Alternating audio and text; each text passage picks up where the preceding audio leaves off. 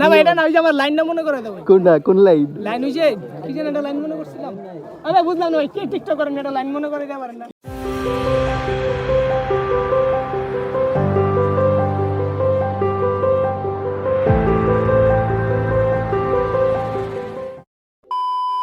Hello everyone, আসসালামু আলাইকুম। তো আজকে আমরা কোথায় যাচ্ছি বুঝেই তো ফেলছেন। তো আজকে আমরা যাচ্ছি চন্দ্রমল্লিকা ফুলের বাগান, যেটা যেতে হলে সাভারের ভাগলপুর আসতে হবে, এবং ভাগলপুরের থেকে এই নদীর এই পারে আসলে ঘাট থেকেই আপনারা যেতে পারবেন। কি অবস্থা সবার, কেমন আছেন? আশা করি ভালো আছেন। তো বুঝেই তো ফেলছেন কন্টেন্ট থেকে আজকে আমরা কোথায় যাচ্ছি। তো চলুন, আজকে যাবে আমাদের সাথে কলা সাব্বির, যার নাম কিনা টাইটেল দেওয়া হয়েছে কলা। কলা সাব্বিরের সাথে আজকে আমরা যাব।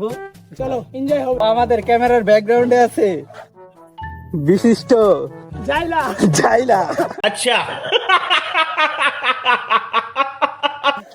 তো আজকে কন্টেন্ট নাই, আমার ব্যাকগ্রাউন্ডটা পছাইছে একবার। যাইলা বুঝতে পারবেন, গেলেই বুঝতে পারবেন ওই কেমন জেলার যাইলা। আমরা এখন ঘুরতে যাইতেছি, ঘুরতে ঘুরতে কোন জায়গাটা জানি ওই জানি না। চাঁদের দেশেও যাইতে পারি, চন্দ্রমল্লিকা ফুলের বাগানে যায় চাঁদের দেশেও যাইতে পারি। বুঝতে পারতেছেন ওই যে কলা সাব্বির ভাই আমাদের নিয়ে যাচ্ছে, আমরা জানতাছি কিভাবে যাবো ভাই বলেন আপনি। হেঁটে হেঁটে যাবো, হেঁটে হেঁটে মানে হেঁটে হেঁটে। ভাই হেঁটে যাওয়ার আমার পায়ে বল নাই। ওই যে আলুনে কান্দুদা ভাই, কান্দে নিতে পারবো না ভাই। ওই যে আমি আমাদের বিশ্ববিখ্যাত টেসলা আছে, জাতীয় টেসলা, ওই যে টেসলা দেখা যাইতাছে। টেসলা থাকতে no tension. A few moments later তো গাইজ আপনাদের একটা জিনিস দেখাই। একটা জিনিস হলো যে নদীর ওই পাটটা হচ্ছে হইলো শহর, এবং এই সাইডটা হচ্ছে হইলো গ্রাম, বাংলার গ্রাম।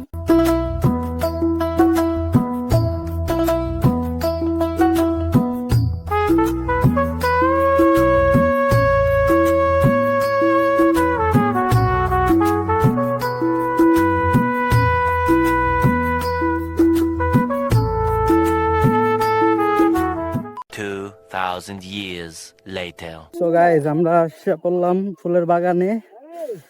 জায়গাটি এমন এক ভিতরে, যা কিনা ও বাবারে, যা কিনা যাইতে মনে করেন দম বাইরে যাইতেছে। বর্তমানে অনেক একটা মারাত্মক জায়গা।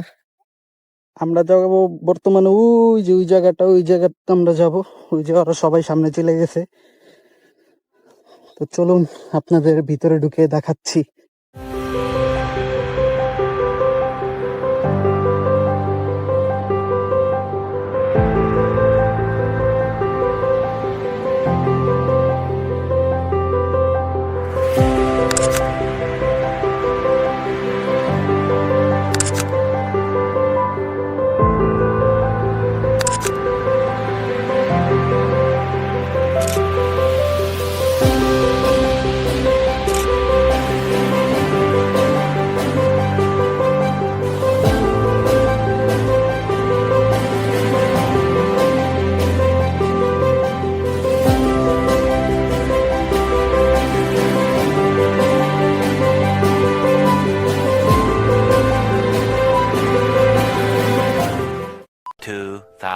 years later এখানে করুণ অবস্থা, প্রচুর মানুষ এই জায়গায়। মানে আজকে বিকাল তো, তার মধ্যে শুক্রবার, এই শুক্রবারের জন্য আজকে মানুষও প্রচুর। এর জন্য আমরা এক পাশে এসে ভিডিও করতেছি। সামনে আছে আমাদের কলা সাব্বিরের কলা গাছ। কলা কই ভাই? এই যে কলা, এই যে কলা গাছ। a few moments later তো গাইস আমাদের ফুল দেওয়ার মতো কেউ নাই দেখে, এই যে হ্যাঁ নিচের থেকে ঘুরে আইছে। কি কও ভাই, ফুল দেওয়ার মতো নাই ভাই, কেউ নাই ভাই, কারে দিমু ভাই? এত বাগান আছে ওখানে। এত বাগান, এক একজনের গার্লফ্রেন্ড। বাগানেরও ফুল আছে, বাট আমার কেউ নাই।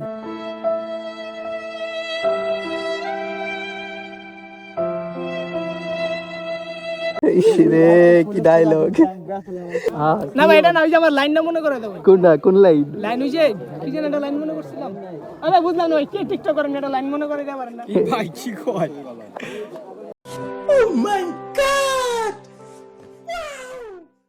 a few moments later guys আজকে অনেক ক্রাউড আমাদের এই ফুলের বাগানে। আমাদের না, মানে মানুষের ফুলের বাগান। তো এই ফুলের বাগানে মানুষ থাকার কারণে অনেক ফুল আবার নষ্ট হইতাছে। কেউ প্লিজ এই সব ফুল নষ্ট করেন না। যারা বাগান মালিক তারা অনেক কষ্ট করে এই বাগানটা দিছে। কি বলো? হ্যাঁ অবশ্যই, বাগান দিতে প্রচুর শ্রম লাগে, প্রচুর পরিশ্রম করতে হয়। তো আমরা আশা করি আপনারা যারা এই ব্লগ দেখে এই জায়গায় আসবেন, কাইন্ডলি কেউ বাগানে ঢুকে ফুল নষ্ট করবে না, কারণ তাদের এই জায়গায় অনেক কষ্ট আছে, চাই না তাদের কষ্টকে আমরা বৃথা করতে। তো অবশ্যই কেউ গাছগুলা নষ্ট করবে না, ফুলগুলা নষ্ট করবেন না, আপনাদের কাছে এটাই রিকোয়েস্ট। দেখলাম অনেক মানুষই ফুলের গাছ টাছ নষ্ট করে ফেলাইতেছে এবং অনেক ফুলও ছিঁড়া ফেলাইতেছে। এখানে প্রত্যেকটা ফুলের দাম প্রায় 10 টাকা করে। তো আপনারা চাইলে এখান থেকে ফুলের তোড়াও নিতে পারবেন। তো পার পিস 10 টাকা করেই পড়বে। তো আমাদের ভিডিওটি আজকে এই পর্যন্তই ছিল। আল্লাহ হাফেজ, ভালো থাকবেন। ইনশাল্লাহ নেক্সট কোনো ব্লগ নিয়ে আপনাদের সাথে উপস্থিত হব। সো গাইস, আমাদের ভিডিওটি আজকে এই পর্যন্তই ছিল। আমাদের ভিডিওটি যদি ভালো লাগে থাকে অবশ্যই একটা সাবস্ক্রাইব করে দিবেন এবং লাইক কমেন্ট শেয়ার করে দিবেন। আমাদের ভিডিওটি এই পর্যন্ত ছিল। নেক্সট ভিডিও করার জন্য কোথায় যাওয়া যায় আপনারা অবশ্যই কমেন্টে জানিয়ে দিবেন। আল্লাহ হাফেজ।